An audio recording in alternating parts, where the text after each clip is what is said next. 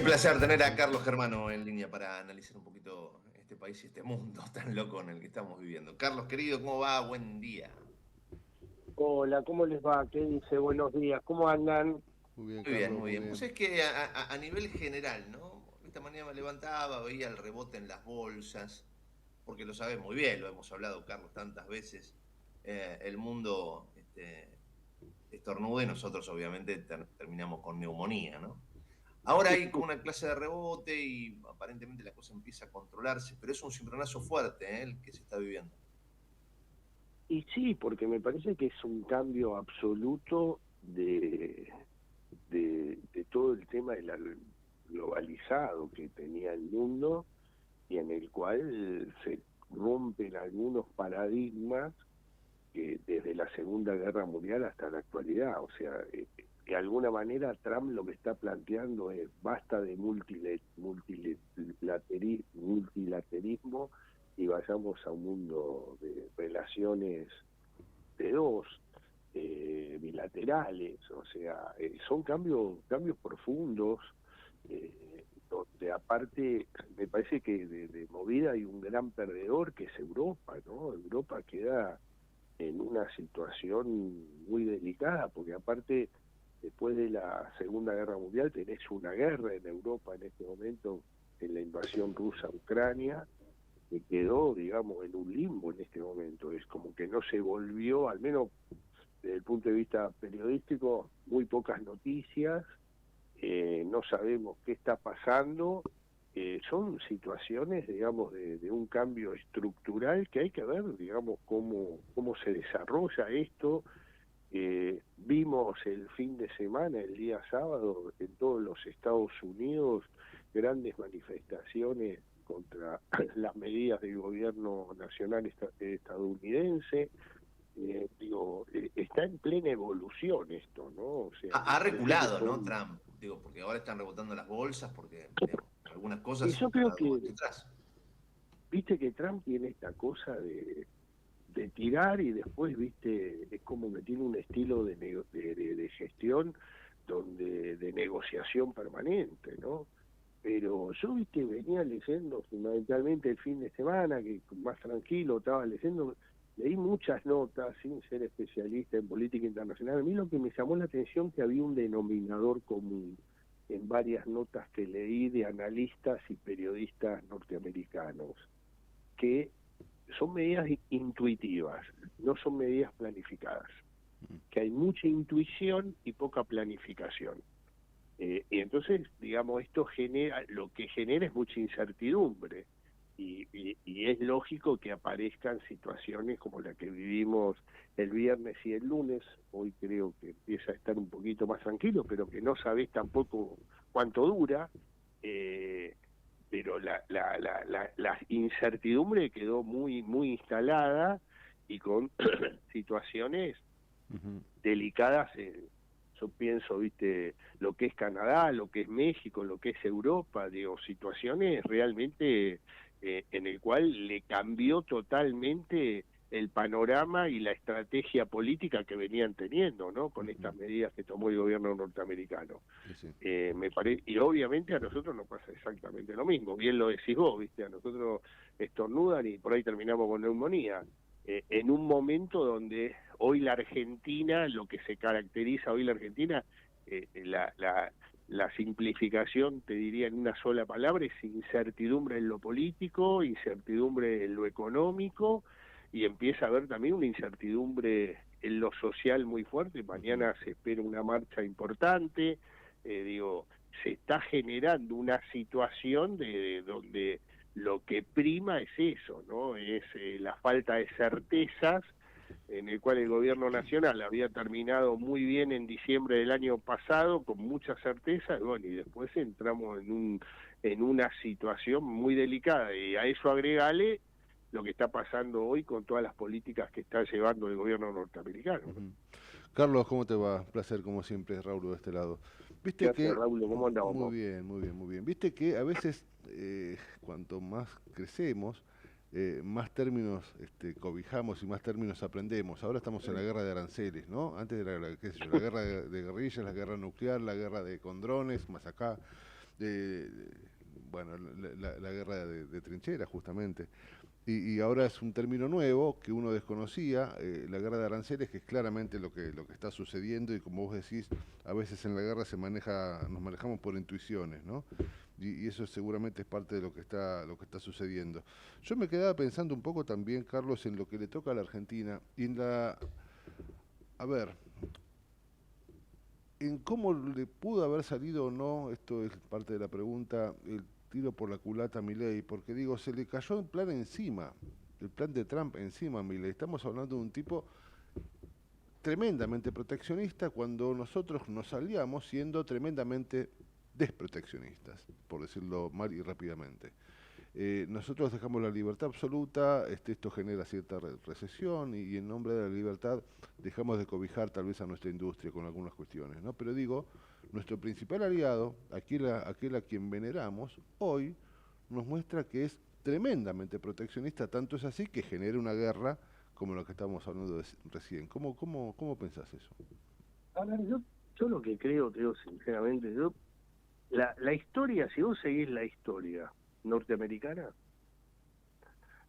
Argentina, históricamente fueron economías competitivas, nunca fueron economías complementarias. Desde ese escenario acá me parece que el primer error que se planteó, al menos en mi análisis, es que las empatías ideológicas permitían que con Estados Unidos y el alineamiento automático, como bien dijo el presidente ya de su campaña, que el alineamiento era con Estados Unidos e Israel, iba a solucionar muchos problemas. Yo te diría que la empatía o la afinidad ideológica existe, es una realidad, pero fundamentalmente el Estados Unidos defiende sus intereses y Argentina defiende sus intereses, sí, digamos. Claro. Y nunca fueron economías complementarias. O sea, a mí no me llama la atención lo que está pasando. Sabíamos perfectamente quién era Donald Trump. Y en un país como el nuestro, en el cual yo lo que, digamos, me pareció realmente, te diría, de una situación totalmente nueva, en el cual uno que se crió con el imperialismo norteamericano, hablar de Norteamérica o de Estados Unidos era el imperialismo norteamericano. Y de pronto viene un candidato a presidente y después presidente electo que te dice el alineamiento absoluto con los Estados Unidos. Me parece que ahí también está hablando de un cambio de una sociedad que dejó de lado prejuicios históricos, Claro. digamos, estás viendo cambios de una sociedad que está vigente y sigue vigente. O sea, hoy la sociedad está en pleno movimiento. Yo lo que sigo viendo es una dirigencia política, social. Yo te digo sinceramente, días pasados yo miraba al secretario general de la CGT, uno de ellos que es Daer, digamos, hablando, y yo digo, ¿a quién le habla Daer? ¿A quién le está hablando Daer? ¿Le puede hablar a la sociedad o seguimos hablando en la cosa endogámica que hoy tiene toda la política argentina? Cuando hablo de la política englobo también al sindicalismo, al empresariado. Digamos, es como que tenés un país partido, una sociedad que sigue, digamos, pidiendo cambios, que quiere vivir mejor, porque aparte... Digo, el hecho de Milei presidente es que Milei llega como presidente por el fracaso absoluto de la partidocracia, en el cual tampoco se planteó seriamente qué pasó. Fíjate lo que está pasando en la provincia de Buenos Aires. Es como si nada hubiera pasado. Entonces digo, el tema con Estados Unidos creo que hay que tomarlo como es, tomando la historia.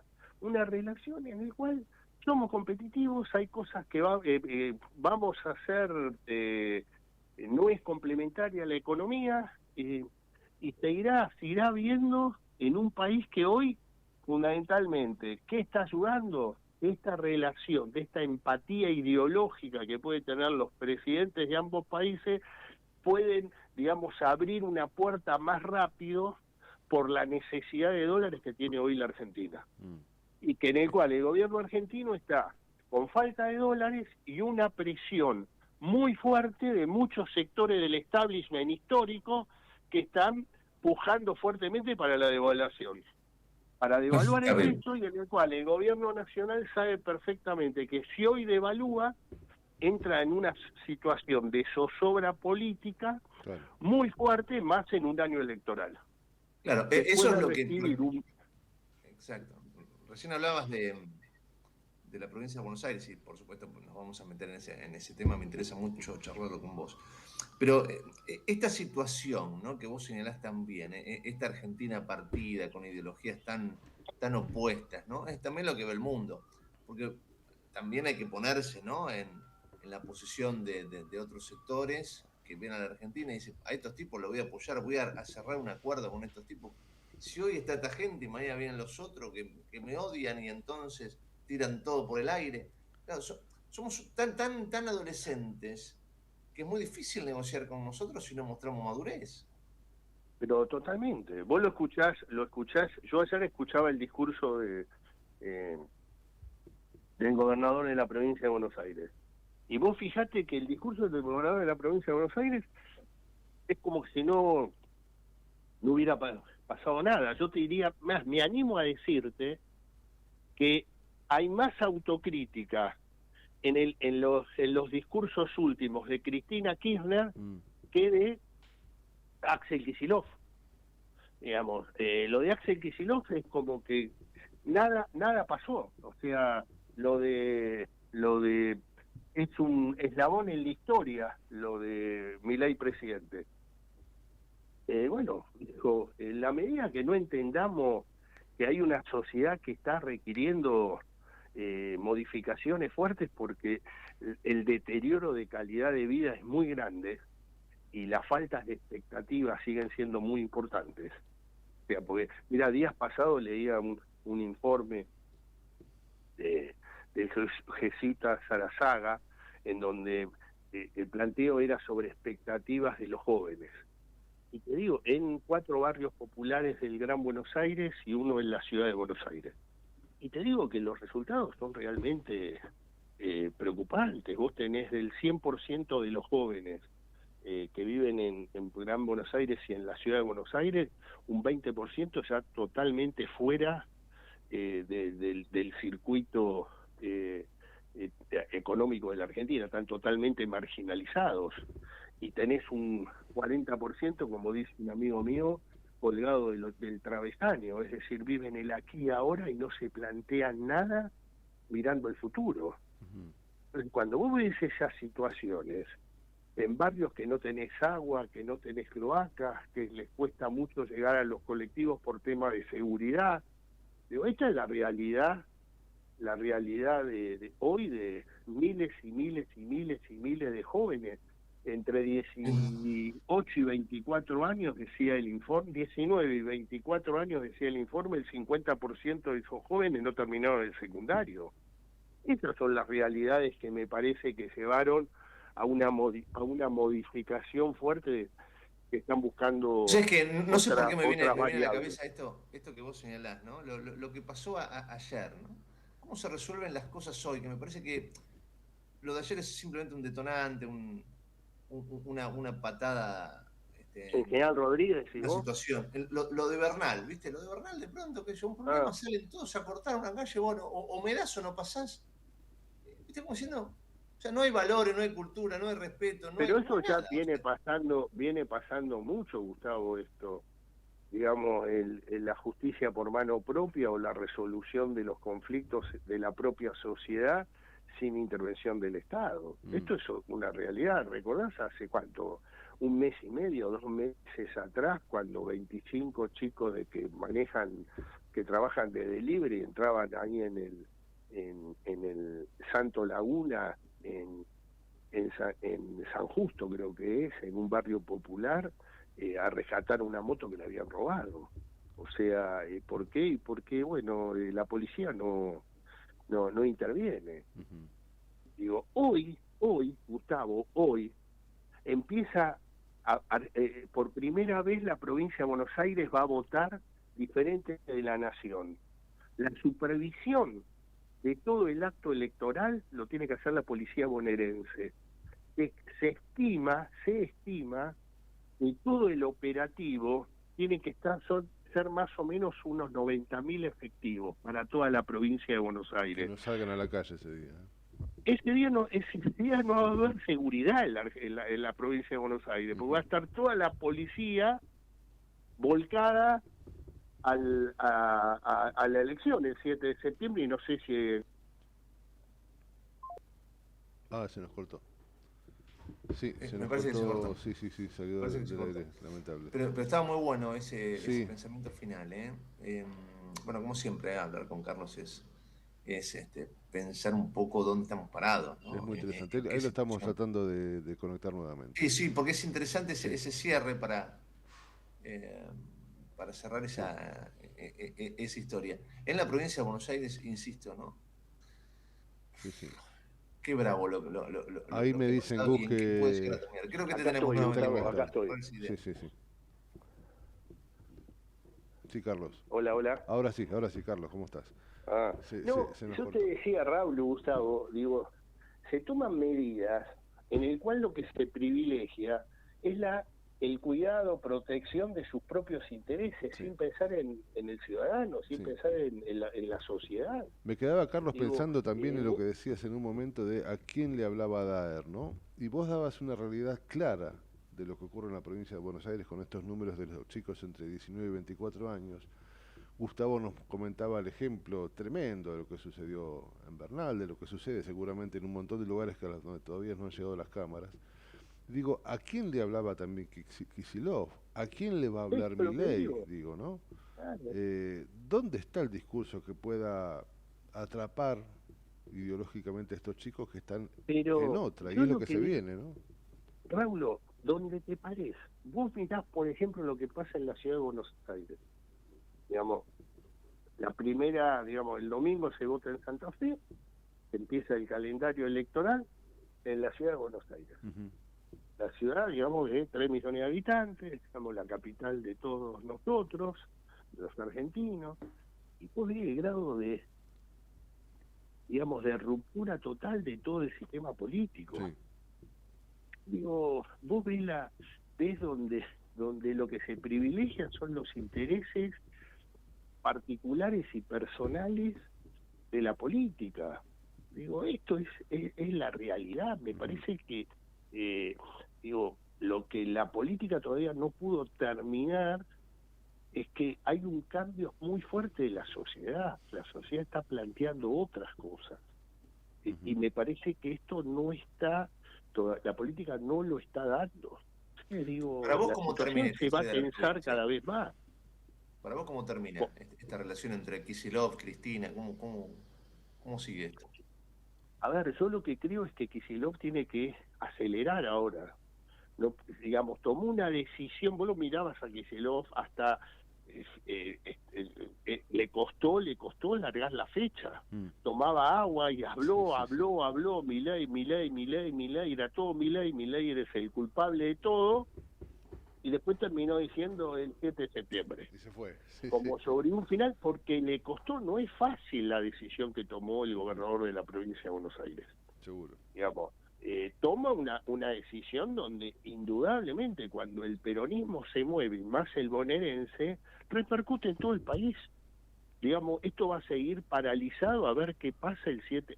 Primero en julio, no sé si va a haber paso o no, veremos qué dice el Senado primero y la Cámara de Diputados después de la provincia de Buenos Aires. Pero si hablábamos de incertidumbre al principio, yo te diría que ponerle incertidumbre al cuadrado ahora, porque nadie va a hacer absolutamente nada, van a estar todos mirando cómo resuelve el peronismo de la provincia de Buenos Aires su conflicto interno. Ahora, esto es que en vez de apagar el fuego con agua, lo estás apagando con nafta. Tal cual. Sí, es cierto. Carlos, igual me gustaría tu opinión respecto de... Yo comentaba, sin analizar demasiado, era una mirada muy por arriba de la cuestión, pero que tiene que ver con lo que uno se enteró ayer, y que más o menos se enteró el número, pero más o menos estaba claro. En la tapa de algunos medios planteaban que hay 44 intendentes con el gobernador y 21 con la cámpora. Entonces yo pensaba si desde el lado de Cristina no le queda otra que decir, está rompiendo, está quebrantando una unidad y bla, bla, bla, cuando en realidad lo que está haciendo es, che, yo le doy bola a los que más tienen y a los que están conmigo para generar más unidad de mi lado, después verán qué hacen los demás. Digo, ¿es una ruptura o es básicamente pensar en, acá hay 44 que quieren esto, yo voy por ahí?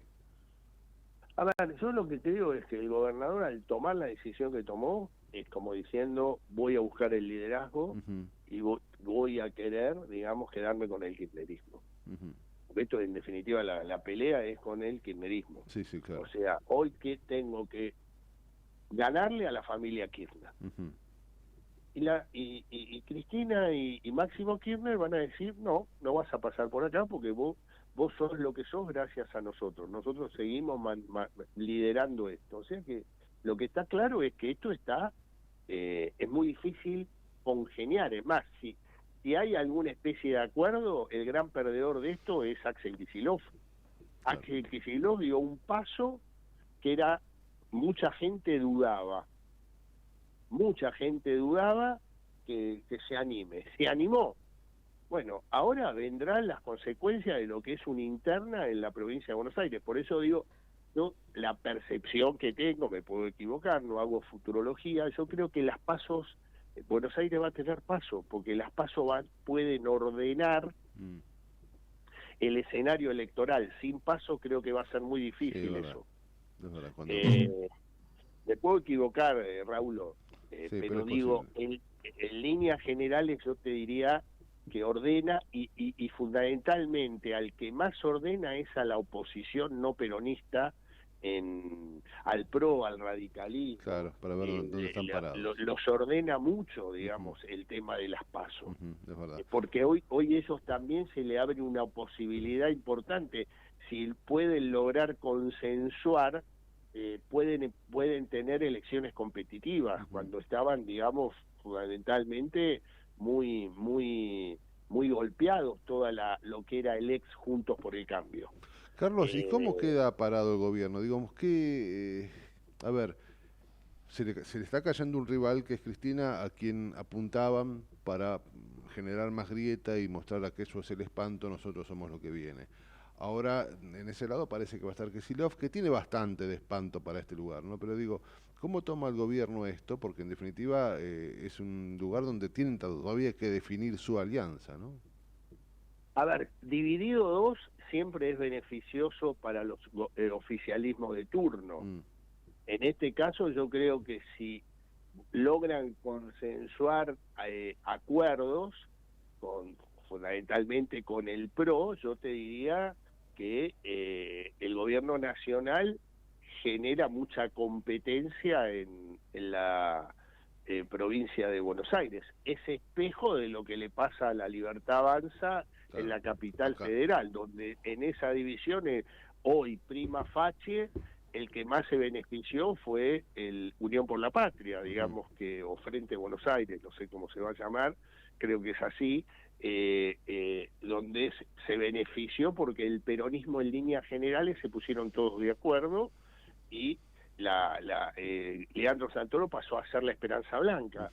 Digo, en el caso de la provincia de Buenos Aires es al revés, digamos, hoy el oficialismo nacional, si puede consensuar bien, te diría que está con posibilidades ciertas de hacer una muy buena elección y también posibilidades de, con un peronismo dividido, siempre las posibilidades de los oficialismos, cuando dividís por dos, siempre los oficialismos se benefician. Y en este caso se da que, hagamos una hipótesis, hay paso dentro del Frente de Todos. Gana uno u otro, gana Cristina o gana Kicillof. Los que pierden, obviamente van a septiembre, al 7 de septiembre, digamos, en segunda. Claro. No ponen cuarta para pasar a quinta. Esto fue toda la vida igual.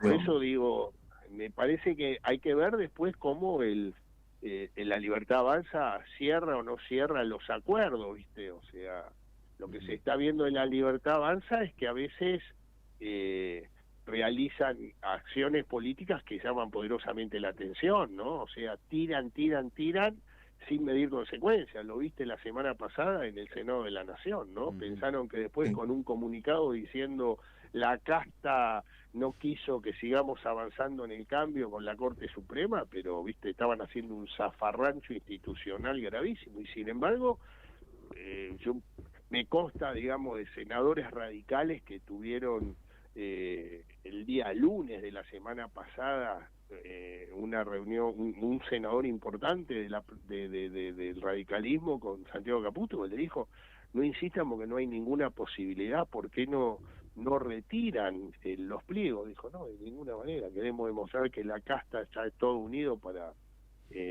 ponerle palos al cambio en la Argentina. Bueno, o sea, si se manejan de esa manera, por ahí también pueden tener problemas en provincia de Buenos Aires, pero bueno, no espero que hayan aprendido, ¿viste? Digo, pero hoy la situación, por eso te decía, hoy la situación es de incertidumbre absoluta y con un presidente que, te digo, dejó de ser, perdió la virginidad, digamos, ¿no? O sea, yo te diría que en el momento que Javier Milei entró a la residencia del presidente electo en ese momento de los Estados Unidos y tuvo una charla muy importante de casi 40 minutos y que parecía un rockstar sacándose fotos con todos, con Sylvester Stallone y con un montón de personajes en ese mundo.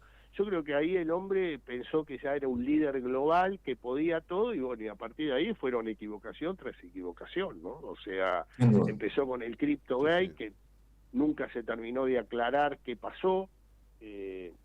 Vimos lo de la Corte Suprema de Justicia, el zafarrancho institucional que querían hacer, digamos, y lo peor que le está pasando es que perdió la agenda pública. O sea, no tiene agenda pública hoy, lo que fue su gran virtud en el 2024 le está costando en este 2025. Sí, sí. Carlos, como siempre, gracias por esta charla y aclararnos varias cosas que estamos viviendo y que evidentemente nos están conmocionando. Te mando un abrazo enorme. Abrazo grande, muchísimas gracias. Termine bien el día. Igualmente, gracias. Qué país, Qué país, ¿no? qué país, Dios mío.